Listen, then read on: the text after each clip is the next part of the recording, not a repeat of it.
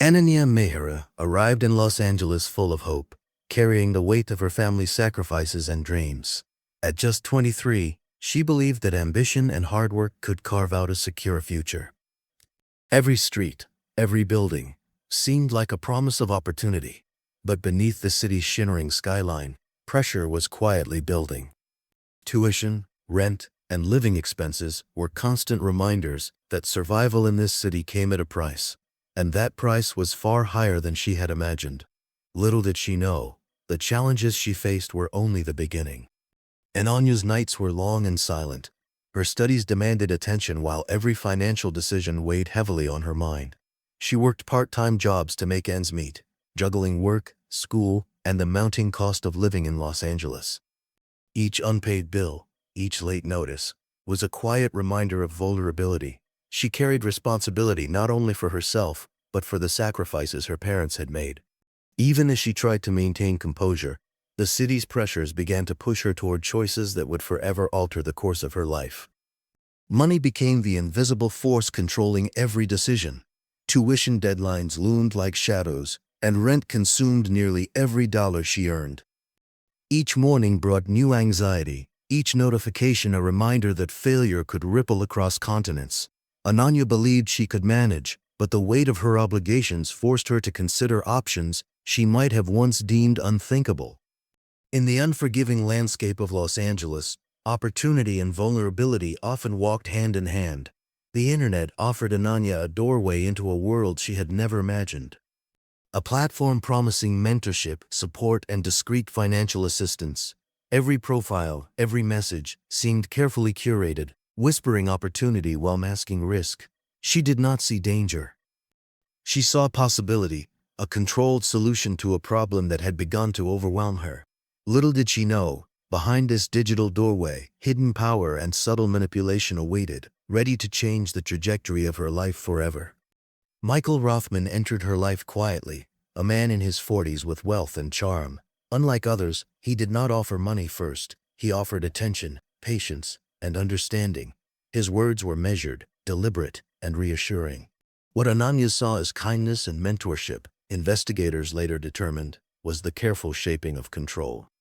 He observed, waited, and gradually drew her into a world where generosity and expectation became indistinguishable, setting the stage for a dangerous imbalance of power.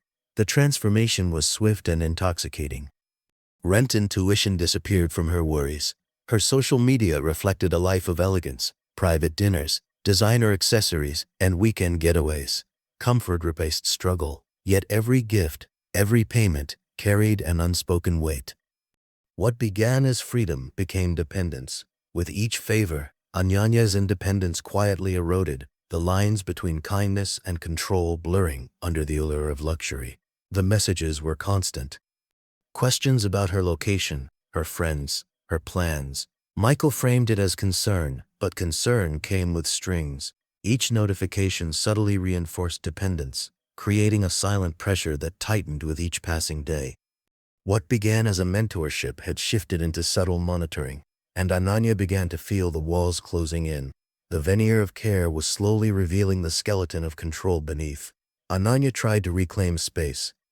She expressed the desire to focus on studies, to step back. For her, it was a reasonable boundary. For Michael, it was an affront.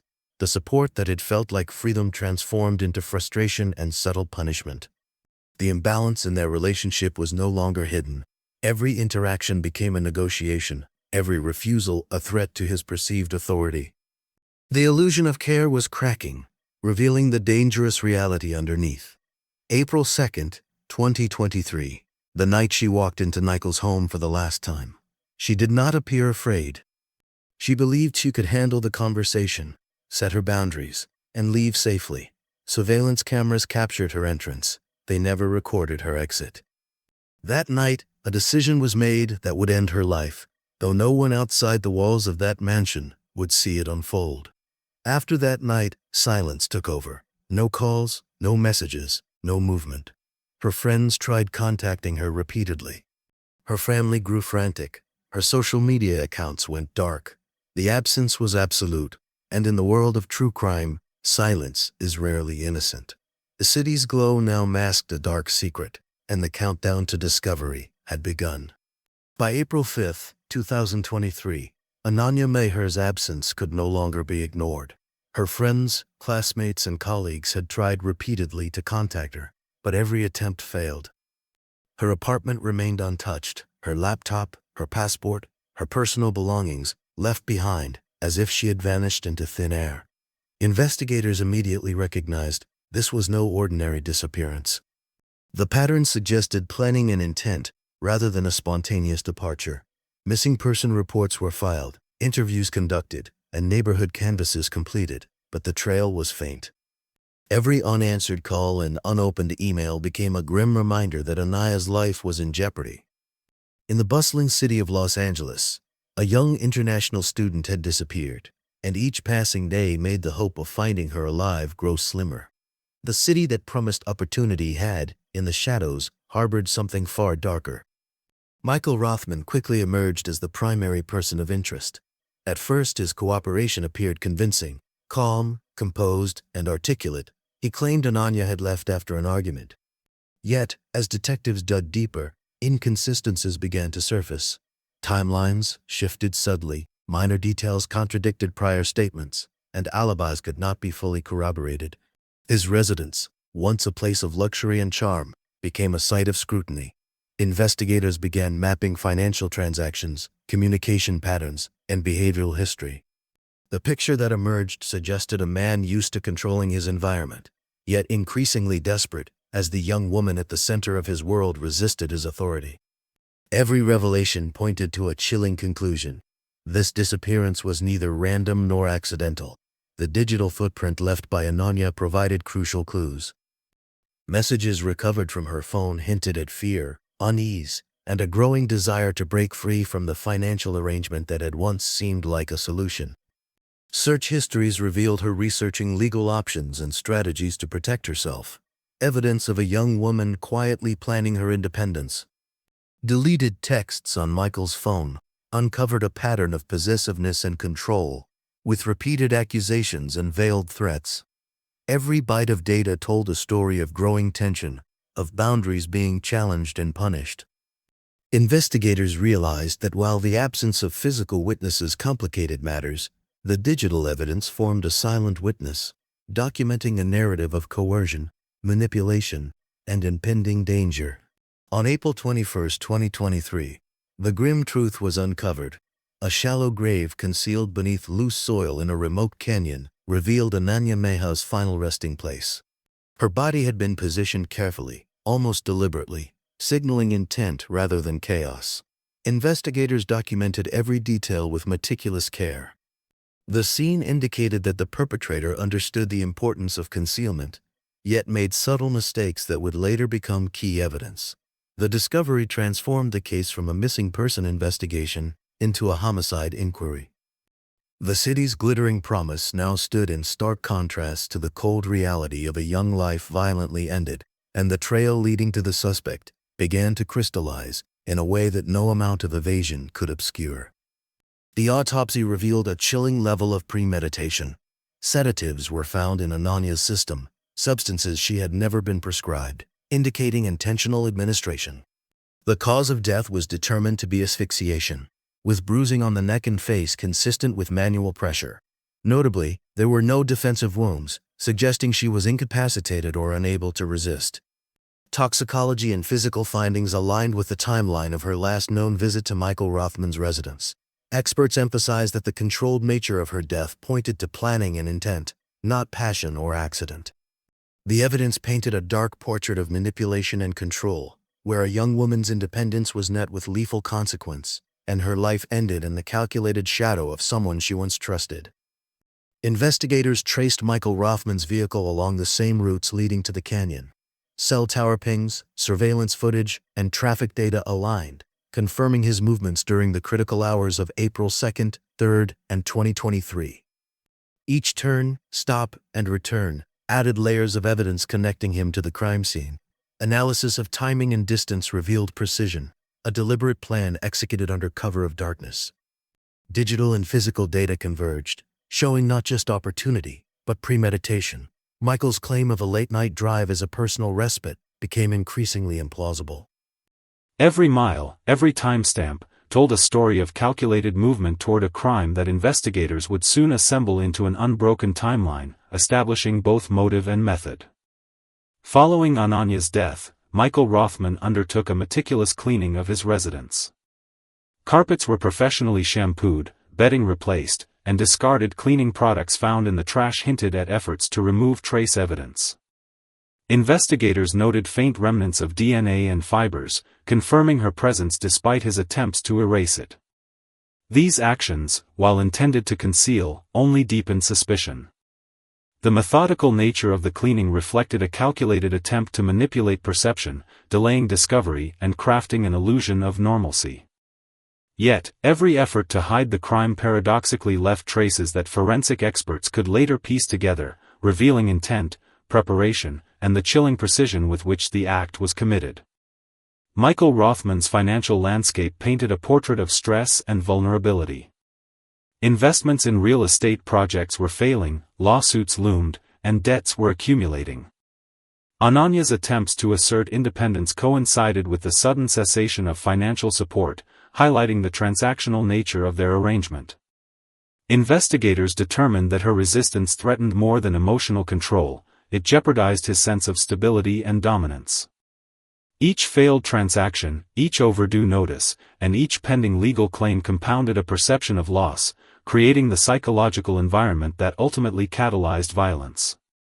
The intersection of financial strain and emotional control became central to understanding motive, illustrating how desperation and entitlement converged in a lethal way. A recovered smart home audio clip revealed movement and sounds during the night of the crime, though no words were audible. Subtle noises, shifts in furniture, muffled thuds, and prolonged silence, aligned with the estimated timeline of Ananya's death. The recording, unintentionally captured, provided critical evidence. It demonstrated the presence of another person and confirmed forensic findings of a struggle, or at least incapacitation, inside the residence. Investigators later described it as a silent witness, a digital footprint that chronicled the final hours of Ananya's life, reinforcing the narrative of control, premeditation, and lethal intent. On May 3, 2023, Michael Rothman was arrested without incident. Calm, composed, and silent, he did not resist. The culmination of weeks of investigation, evidence collection, and forensic analysis led law enforcement to take decisive action. The arrest marked a turning point, control had finally slipped from his hands, and accountability began to take hold. His composed exterior belied the enormity of the charges, yet the calculated precision of the investigation left no room for doubt. From financial records to digital footprints, the case against him was comprehensive, illustrating a methodical chain of events culminating in a crime born from control, manipulation, and entitlement. The trial transformed abstract suspicion into detailed, documented proof. Prosecutors meticulously reconstructed the sequence of events: financial leverage, patterns of monitoring, premeditated sedation, and the fatal encounter. Expert testimony detailed coercive dependency and psychological control.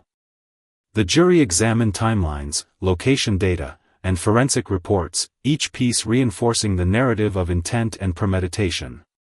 Michael Rothman's defense questioned the absence of direct eyewitnesses, yet the overwhelming convergence of digital, physical, and forensic evidence formed a coherent picture.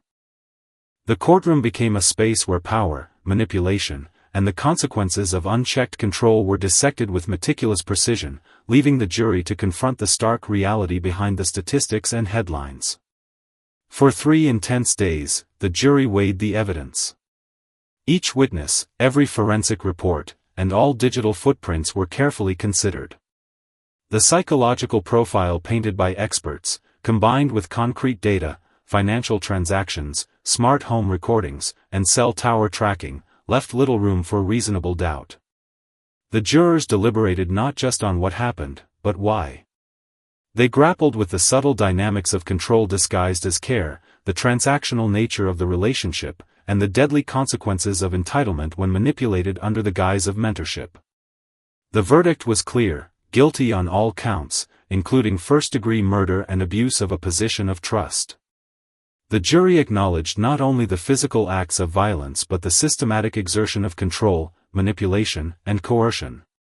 Justice, while unable to restore Ananya's life, formally recognized the calculated cruelty behind her death and imposed the full weight of legal accountability on Michael Rothman. For Ananya's family, justice brought no relief, only finality.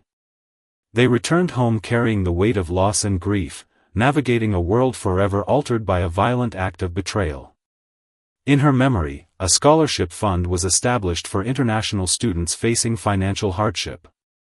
Her life, cut tragically short, became a cautionary tale, a reminder of how easily trust can be weaponized, and how fragile freedom can become when independence is threatened by someone wielding both power and entitlement.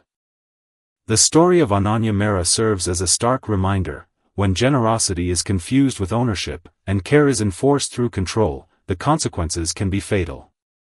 Los Angeles remains a city of opportunity, but for those vulnerable, the line between support and manipulation can become deadly. Her life, and her death, illustrate the cost of blurred boundaries, the dangers of entitlement, and the tragic price of control disguised as love. In silence, in wealth, and in power, consequences always follow.